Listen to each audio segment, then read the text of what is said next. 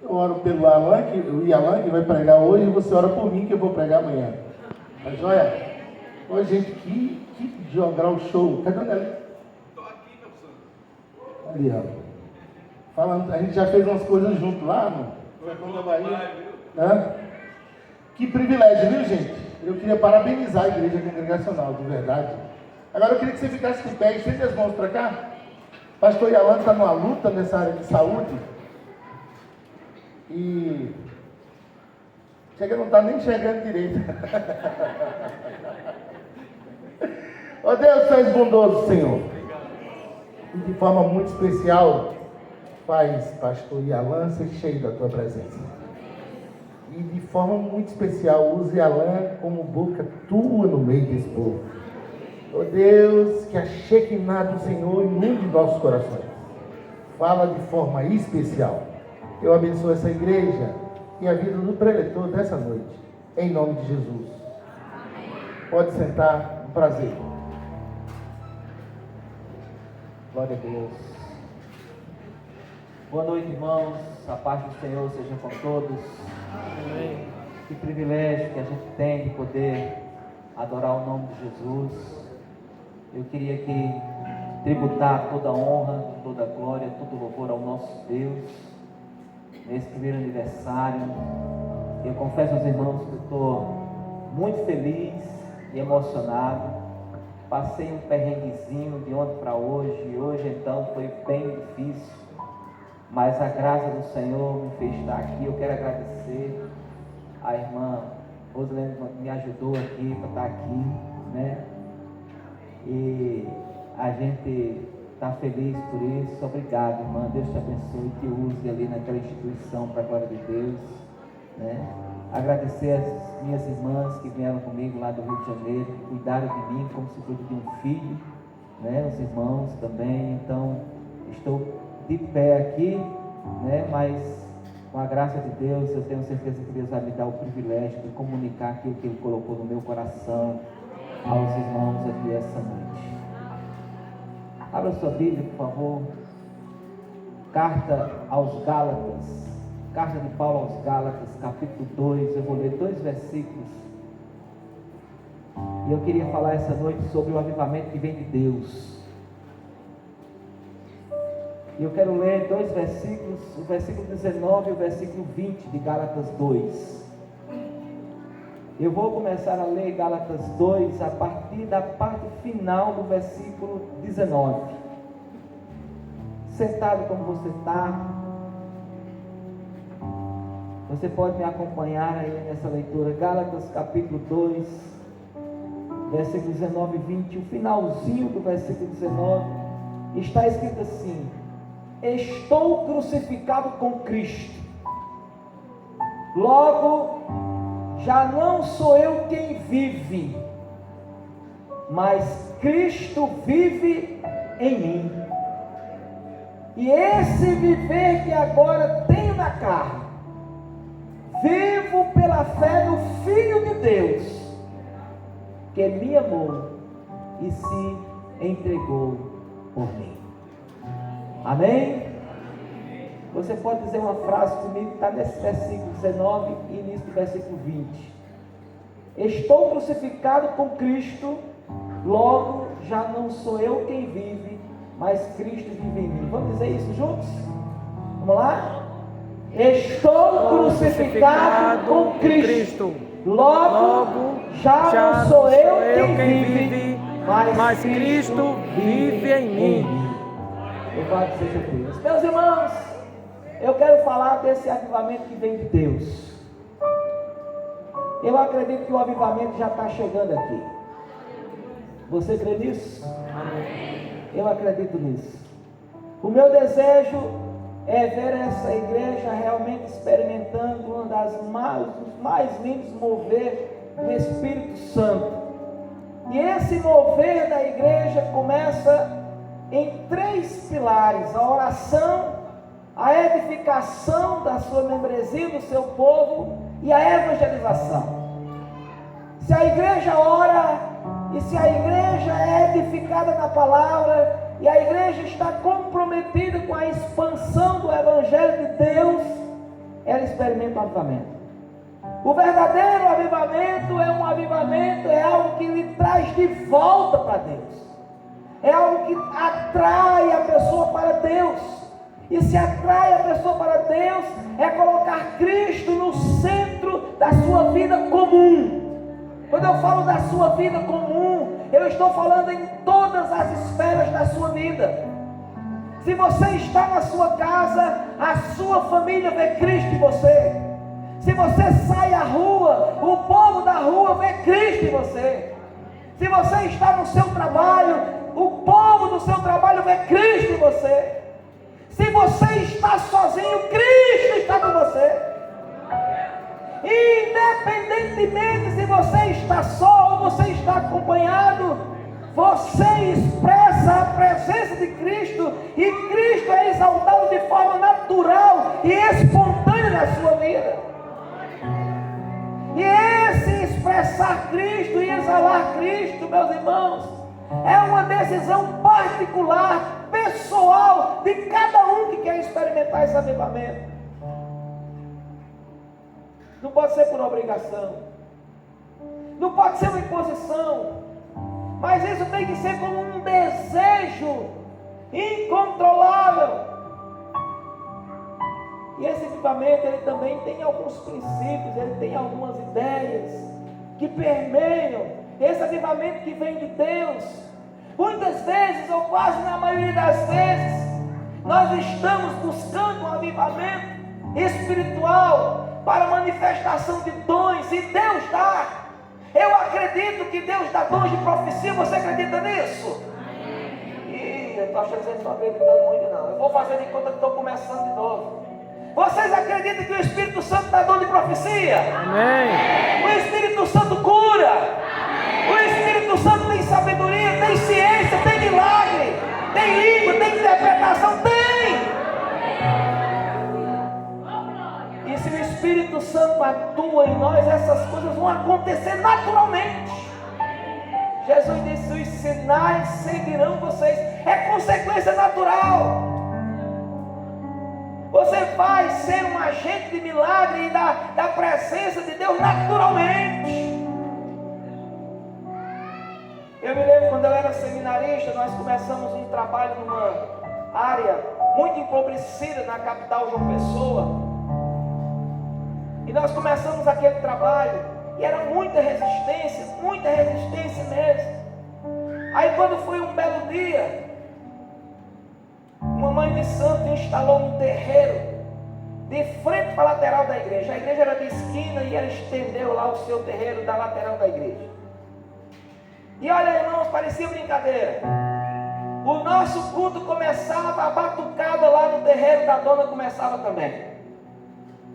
Era impressionante, o culto inteiro acontecendo e aquela batucada acontecendo.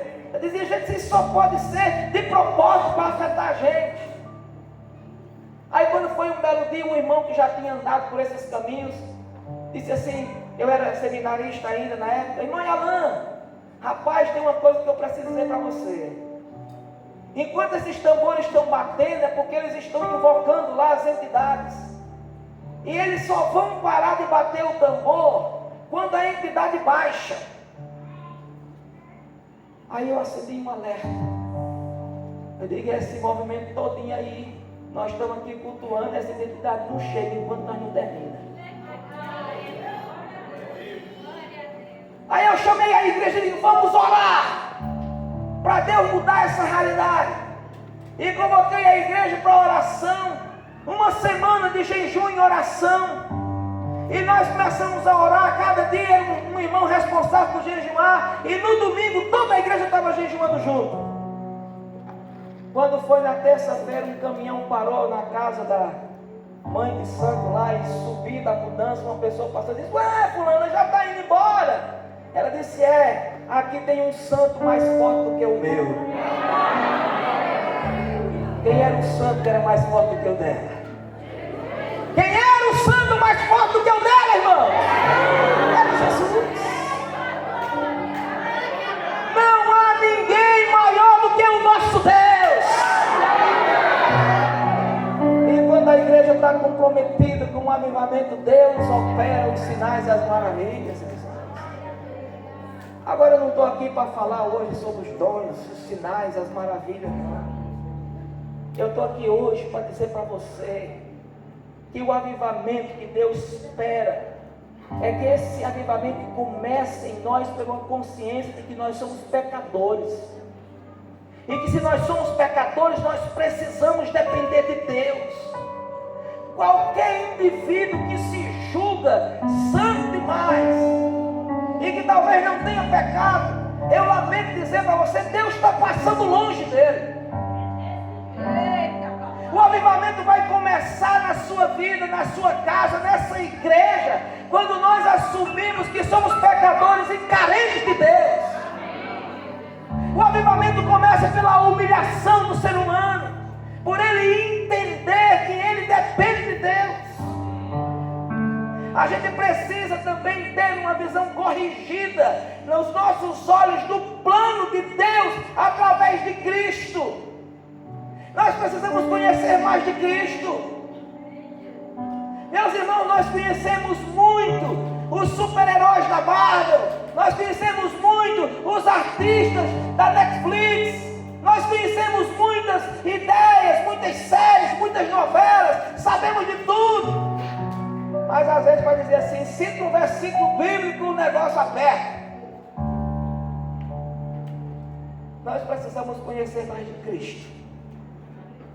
Nós precisamos ter uma visão corrigida do plano de Cristo e entender que Cristo é o centro de todas as coisas. Para Ele converge tudo. E se nós entendermos que nós somos pecadores, que precisamos desse arrependimento, e se tivermos uma visão corrigida do plano de Cristo ser o centro das nossas vidas, nós vamos experimentar quebrantamento, arrependimento, confissão e conversão. E aí nós vamos viver a real experiência de nascer de novo. Uma experiência profunda com o Espírito Santo. Irmãos, se nós temos o Espírito Santo, nós vamos produzir o fruto do Espírito Santo. O Espírito Santo habita em você. Pastor Eliade tem que dar uma doutrina mais reforçada aqui, para os irmãos se lembrarem. O Espírito Santo vive em você, meu irmão. Amém. Vive em você. É uma condição inerente. Se Ele está em você, Ele vai produzir o fruto dele em você. Isso é uma condição natural. Você planta aqui um pé de goiaba, você vai esperar que nasça caju dele?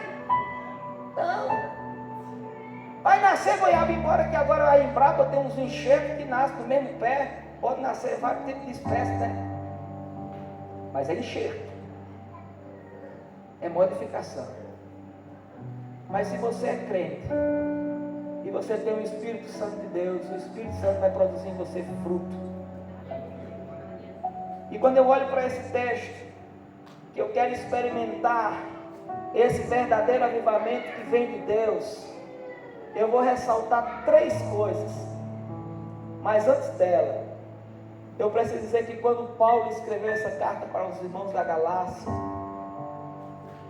Paulo tinha uma preocupação muito grave com aqueles irmãos, porque Paulo estava percebendo que os irmãos estavam saindo da graça, que os irmãos estavam abandonando a sã doutrina, porque os irmãos estavam indo para muitos movimentos, os irmãos estavam deixando o verdadeiro evangelho. Isso era tão sério que Paulo disse assim: olha, se até eu mesmo chegar aqui na Galácia e disser para vocês contar para vocês uma pregação ou expor um evangelho diferente daquilo que eu já preguei, seja eu considerado condenado ao fogo do inferno. Nem se eu chegar aqui e desconversar com vocês o que eu já disse, vocês acreditem mais em mim. Havia essa preocupação de Paulo. Então, quando chega aqui no capítulo 2, Paulo vai falar sobre a justificação da fé em Cristo. E eu acredito que aqui está o coração do avivamento. E no versículo 19, a partir da parte que nós lemos no final do texto, diz assim: estou crucificado com Cristo. E aqui a primeira coisa que eu quero destacar: se eu quero viver esse verdadeiro avivamento, eu preciso também ser crucificado com Cristo. E o que isso significa, irmãos? Significa dizer que eu sou anulado, que eu tenho que morrer, que eu tenho que ser crucificado na cruz? Não, de modo nenhum. Mas isso significa que eu tomei uma decisão de morrer para aquilo que pode me afastar de Deus. Quando Paulo disse: eu fui crucificado em Cristo ou com Cristo, Paulo está dizendo: meus irmãos, tudo aquilo, todas aquelas coisas que podem me afastar de Deus, elas têm que ser aniquiladas. Porque agora o que eu estou vivendo é viver um novo homem. Romanos no capítulo 6, no versículo 6, Paulo diz: pois sabemos que o nosso velho homem foi crucificado com ele, para que o corpo do pecado seja destruído e não mais sejamos escravos do pecado. Tem até uma charge que a pessoa, às vezes eu já vi algumas vezes na internet, que o pessoal usa dizendo assim: eu pensei que o velho homem havia morrido no batismo com água, mas eu descobri que o abençoado sabia nadar. O velho homem insiste todo dia se levantar, e a gente precisa todo dia crucificar esse velho homem. Se nós queremos viver um avivamento, nós não podemos viver um velho homem na nossa vida comum. Nós temos que viver em novidade de vida. Nós devemos nos considerarmos mortos para o pecado, mortos para o mundo. Às vezes a gente diz: não, só essa vezinha, só essa vez mais, só dessa vez eu vou parar, eu vou deixar. Olha, eu estou chamando você aqui, preste atenção: o avivamento não vai chegar na sua vida enquanto você não depender de Deus para se ver livre de toda a condenação do pecado. O salário do pecado é morte. O pecado está te destruindo. O pecado está te matando. O pecado está te afastando de Deus.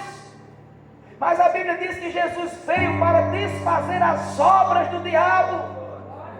Jesus Cristo veio, meus amados irmãos, e Ele foi crucificado. E nós precisamos crucificar também esse velho homem que insiste. Crucificar os nossos desejos pelo mundo ou do mundo. Não podemos mais ceder às tentações e aos apelos do diabo. O velho homem tem muitos costumes que precisam ser abandonados. E o avivamento vai chegar quando de fato e de verdade a gente não se deixar mais dominar pelo velho homem, pela velha natureza que nós tínhamos antes de conhecermos a Cristo. Um segundo aspecto que eu vejo nesse texto, além de estou crucificado com Cristo, na sequência, no início do versículo 20, Paulo diz: logo, observe, meus irmãos, que faz uma ligação da parte anterior com a parte que vem na sequência.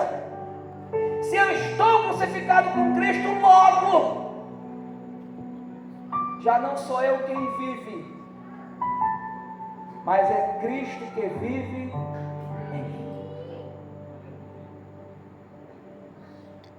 Cristo vive em você. Glória a Deus.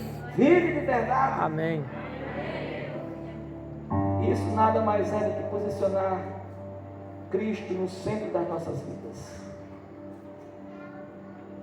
Pastor presbiteriano, muito conhecido mundialmente, esse ano ele faleceu com câncer, Tim Keller, fundador da Redeem Church de Manhattan, nos Estados Unidos.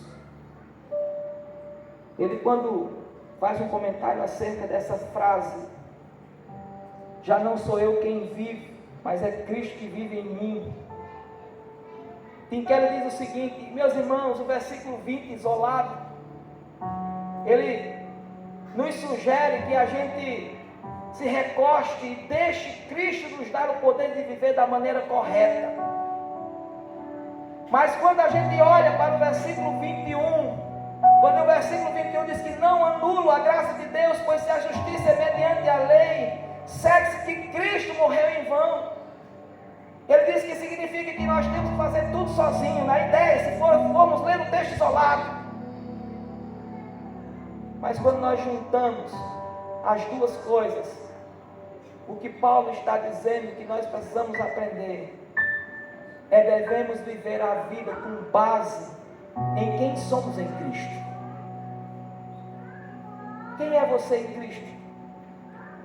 A sua vida demonstra quem você é com Cristo. Então, meus amados irmãos, nós somos agora convocados para viver o modelo de Cristo em nossas vidas. E você pode perguntar, pastor, como é que isso funciona? Se Cristo vive em você, como é que isso se faz pensar? Como é que isso existe na prática? Eu posso me lembrar, meus irmãos, o que Jesus disse lá em João, no capítulo 4, versículo 14, que Ele é a fonte da vida. O fato de Cristo habitar em alguém é reconhecido pelo novo homem que esse alguém vive, porque Ele promove na vida do indivíduo, meus irmãos. Se você render a sua vida a Cristo, a vida dele fluirá em você. Jesus disse o seguinte, a água, quando Jesus estava conversando com aquela mulher samaritana lá no poço de Jacó, Jesus disse, mulher, se você soubesse quem é que está te pedindo água, você quem pediria, e eu te daria água, porque a água que eu lhe der, será em você uma fonte a jorrar para a vida eterna.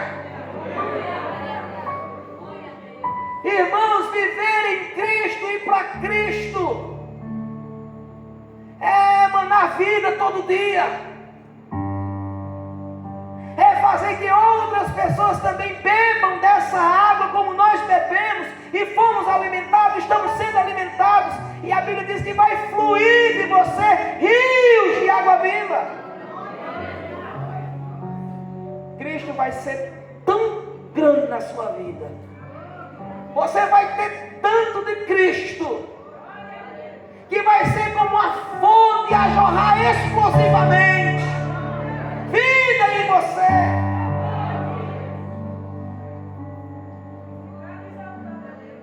Para isso é necessário fé. Em Efésios 3, 17, 19, Paulo diz assim, é assim pela fé que Cristo habita no coração de vocês. Eu preciso ter fé. O escritor aos Hebreus diz que sem fé é impossível agradar a Deus. Viver em Cristo e viver a vida de Cristo é viver uma vida com fé. Irmãos, e viver a vida com fé não é viver uma vida de razão. Não é viver aquilo que a gente enxerga, que a gente consegue ver. Mas é acreditar que Ele pode chamar à existência até aquilo que não existe. Eu sei que às vezes Deus faz umas coisas com a gente e a gente precisa de exercer fé. Mas quando a gente acontece, vê a materialização das promessas de Deus, porque a gente tem fé, a gente olha e diz assim, só Deus pode fazer isso. Um homem perdido como eu sou o filho caçula de uma família de 13. Está aqui meu irmão, pastor Edenildo. Eu nem me lembro qual é a posição dele, talvez a 7ª, 8ª. Eu sei que eu sou o 13º. Meu pai, apesar de ser um homem trabalhador, um homem honesto, mas o meu pai era muito dedicado aos vícios da jogatina, da prostituição. E tudo que meu pai ganhava, ele estragava na mesa de um bar.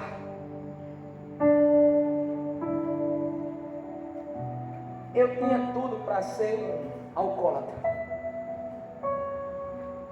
Aliás, eu tinha tudo para nem existir. Mas Deus salvou a minha vida. E eu tenho certeza que Cristo vive em mim. E Ele me deu vida. Glória a Deus por isso. Ele mudou a minha sorte, mudou a minha trajetória, mudou o meu caminho. E é necessário fé. E sabe, meus amados irmãos, para viver esse Cristo em mim, é caracterizado por uma firmeza na palavra. Eu preciso conhecer mais da palavra. Eu costumo dizer lá em Alcântara que às vezes tem uns irmãos que gostam de buscar umas igrejas do fogo. Eu não tenho nada contra a igreja do fogo, não. Eu gosto de fogo. Também tem uma canelinha de fogo.